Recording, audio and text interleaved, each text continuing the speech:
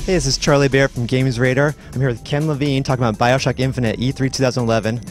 I just saw the demo and I'm kind of overwhelmed. It was amazing. I don't even know how to describe what I just saw. Maybe you can do that for us. You know, the demo is really about you playing as Booker DeWitt, going through the city of Columbia with Elizabeth, the person you're with on this mission, and basically her goal is to get control of her powers. She has these amazing, incredible powers, but she can't really control them. So you're trying to find this guy Comstock, who she thinks is gonna help you get control of it.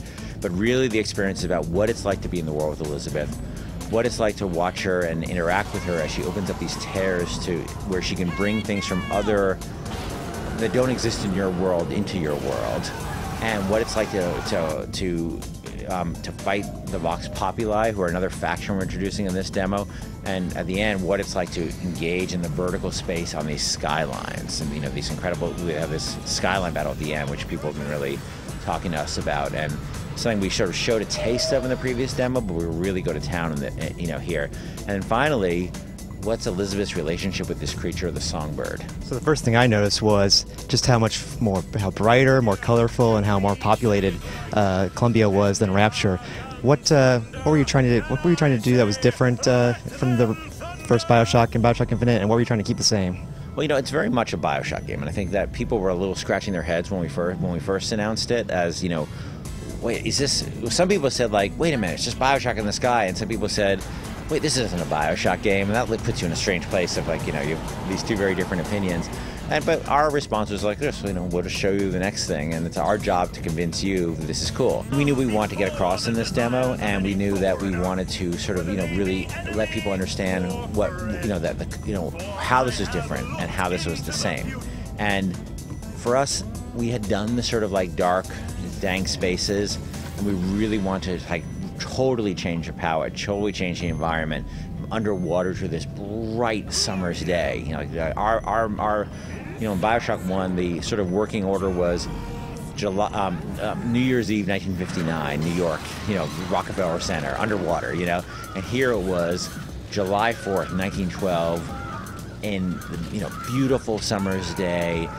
American, flags streaming. Somebody's drinking lemonade and eating hot dogs, and that. What people think that life was like in America, that time. This gazebo, the band playing, but completely gone. But and watching it all fall apart in real time, basically. When did the idea for BioShock in the Sky and BioShock in this time period come to you? We had a meeting one day where we sort of sat around and were kicking ideas around, and somebody said, Steve Alexander and our team said, what if we were to do a BioShock game? We just basically threw out whatever we want to throw out and keep whatever we want to keep.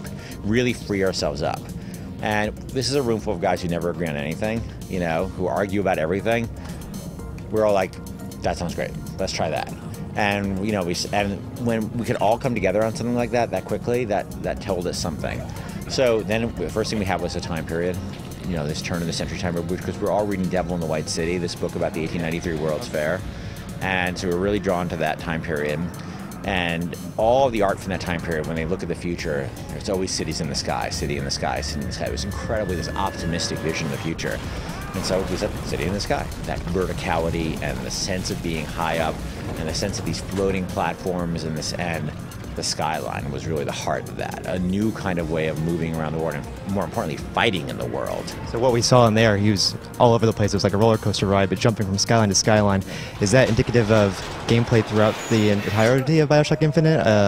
Or is that one of the more action-packed parts? No, I think you saw even in the demo. It's representative. The demo starts in this sort of quiet, contemplative space with Booker and Elizabeth just sort of being together, hanging out with each other, doing a very traditional BioShock thing, which is going through a store, looting the store. But it's like, oh, Booker and Elizabeth are here now, and they're interacting with each other. And what does that mean as compared to the very solitary experience of BioShock 1?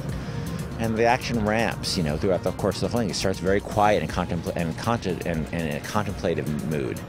And by the end, it's this crazy, huge skyline battle. What happens in the demo is this, there's an alarm that gets set off, just like in BioShock 1, but instead of these little bots coming in, a huge Zeppelin makes an appearance, starts bombarding, and Booker has the choice, and the gamer has the choice, does he shoot it down using his regular tools, turrets and weapons and rockets, which he can do, he can whittle it down, or he gets on the skyline and goes up there and destroys it from the inside. Actually gets on the Zeppelin and destroys it from the inside. And it's not like a boss battle, it's just what happens. Or it seems like he also has the ability to use Elizabeth's powers. Yep. How would you, like, is there a name for her powers and what she can do? Well, those you see in the world, you see these tears in the world. And the tears are, everybody can see these tears. And the tears are basically windows to things that don't exist in our world.